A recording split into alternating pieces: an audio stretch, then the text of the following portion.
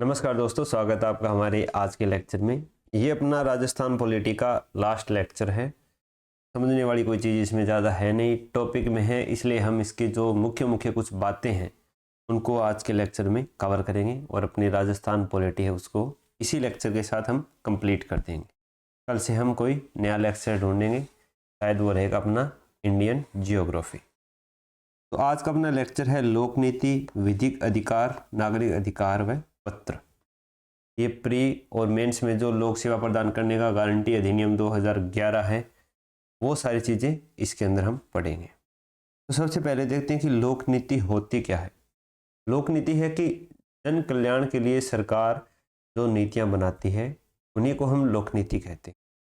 सरकार द्वारा निर्धारित सिद्धांतों, कानूनों, नियमों और प्रशासनिक कार्यों का एक समूह है जो जनता की समस्याओं को हल करने और उनके लक्ष्यों को प्राप्त करने के लिए बनाया जाता है, वही लोक नीति है। सीधी सी बात है कि सरकार जन कल्याण के लिए जो नीतियां बनाती है, उनकी जो शिकायतें सरकार को प्राप्त होती है, उनके निराकरण के लिए जो नीतियां बनाती है, उसी को हम लोक नीति कहते हैं। लोक नीति का उद्देश्य है जन कल्याण करना, आर्थिक विकास को बढ़ावा देना, जो हाशिए पर समुदाय हैं, जो वर्ग हैं, उनको मुख्य धारा में जोड़ना और सामाजिक न्याय है उसको बढ़ावा देना ताकि सारे लोग हैं वो एक जगह आ सकें।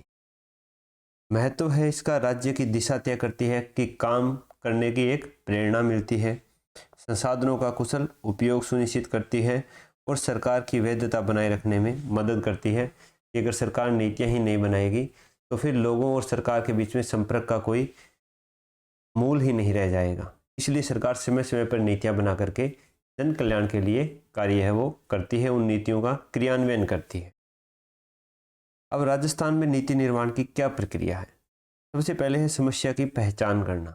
समस्या की पहचान कैसे होती है कि या तो हमें लोगों से, जनता से कोई शिकायतें प्राप्त हो रही है कि किसी के यहाँ पानी की समस्या है, जैसे बिहार में बाढ़ की समस्या हर साल रहती है, तो उन समस्याओं की पहचान करना, या फिर ऊपरी स्तर से ही हम कोई समस्या देख सकते हैं, उस प्रकार से समस्या की पहचान करना। एजेंडा का निर्धारण करना, यानी बहुत सारी समस्याएं होगी, ऐसा तो है नहीं कि एक ही समस्या होगी, तो उन बहुत सारी समस्याओं में किन समस्याओं को हमें प्राथमिकता दे करके जल्दी से जल्दी उनका निस्तारण किया जाना चाहिए, एजेंडा को तैयार करना। नीति का प्रारूपण करना, वो नीति कहाँ से हम लागू करने वाले हैं, क्या कोई विधेयक बना करके हम विधानमंडल से उसको पारित करेंगे, तो विधेयक का ड्राफ्ट तैयार करना, इस प्रकार उसका प्रारूपण तैयार करना। अनुमोदन, राज्य विधानमंडल से या संसद से उसका अनुमोदन करवाना। राजस्थान के संदर्भ में है तो राज्य विधानमंडल हो गया।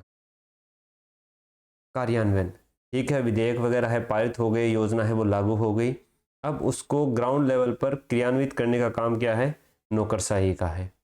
वो क्या है, उसको जन जन तक उस योजना को पहुंचाएंगे, उसके बारे में लोगों को जागरूक करेंगे और उसका क्रियान्वयन करेंगे। और फिर अंत में, साल के अंत में, या योजना के 1 साल पूरे हो जाने पर, 2 साल पूरे हो जाने पर, या योजना के अंदर जो हमने टारगेट लेके चले थे, उसके बाद हम उसका मूल्यांकन करेंगे कि हमारी जो योजना है वो कितनी प्रभावी साबित हुई है, हम जिन लक्ष्यों को प्राप्त करना चाहते थे वो लक्ष्य हमें प्राप्त हुए हैं या नहीं हुए हैं। तो ये एक पूरी प्रक्रिया फॉलो होती है जब हम किसी भी लोक नीति है उसको लागू करते हैं।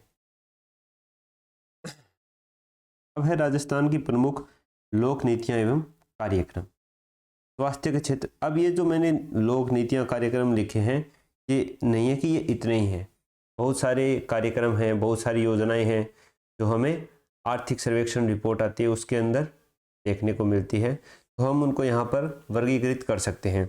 जैसे स्वास्थ्य के क्षेत्र में चिरंजीवी स्वास्थ्य बीमा योजना, निःशुल्क दवा योजना हो गई। शिक्षा के क्षेत्र में देखें तो Mahatma Gandhi English medium school हो गए, शिक्षा के अधिकार का प्रभावी रूप से क्रियान्वयन हो गया।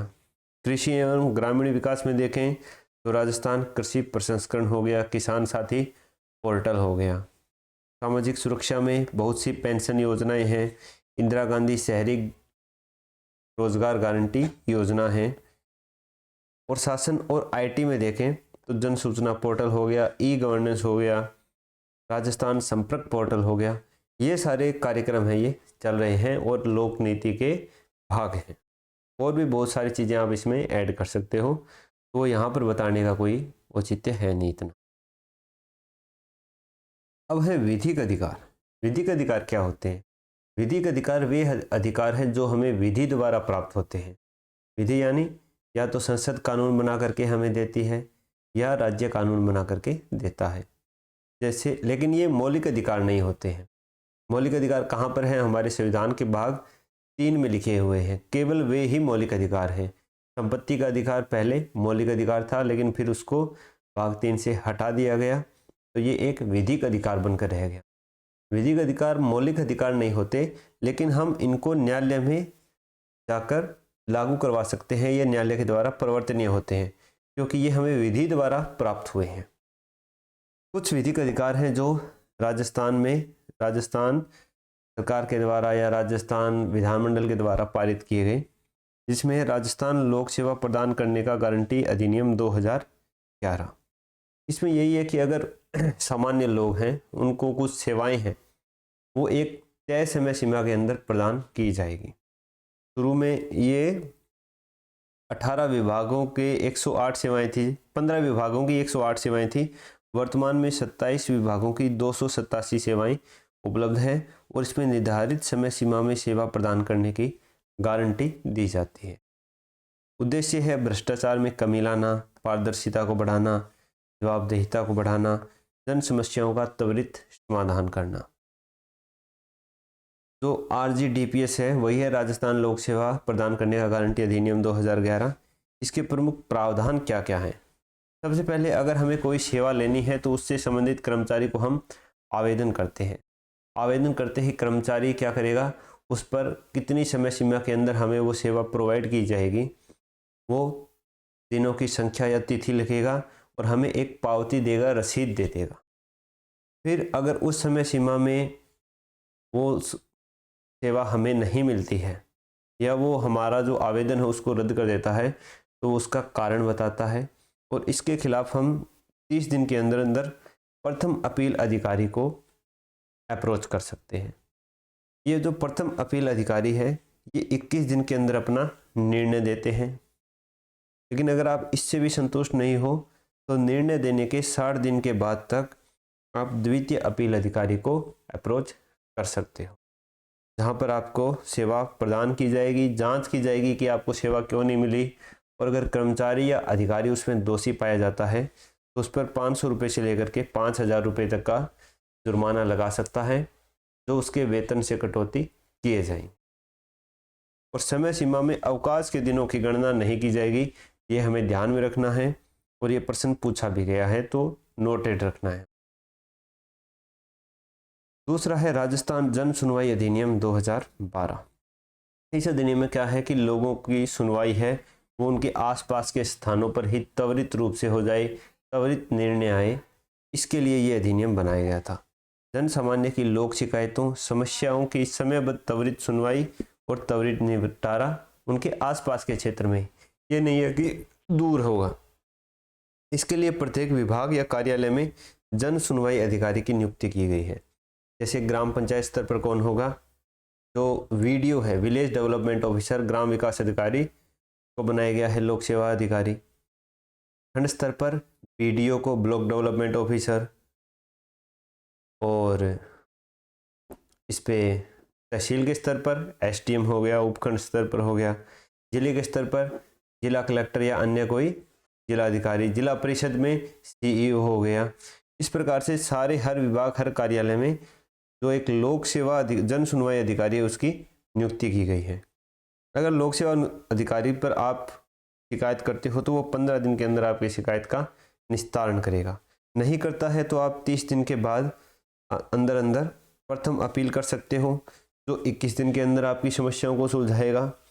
अगर उससे भी संतुष्ट नहीं हो तो फिर 30 दिन के अंदर आप द्वितीय अपील अधिकारी को अपील कर सकते हो, जहाँ पर इसकी जांच की जाएगी और वही 500 से लेकर 5000 तक का जुर्माना लगाया जा सकता है संबंधित अधिकारी पर। तो यह है राजस्थान जन सुनवाई अधिनियम 2012।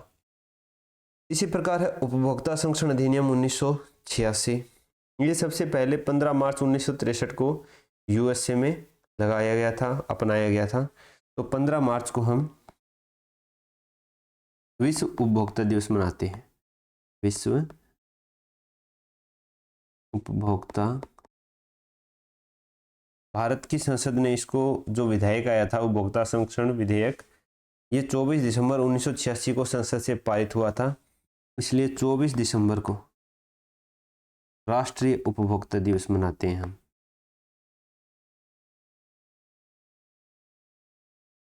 ठीक है, ये दो चीजें हमें याद रख लेनी है।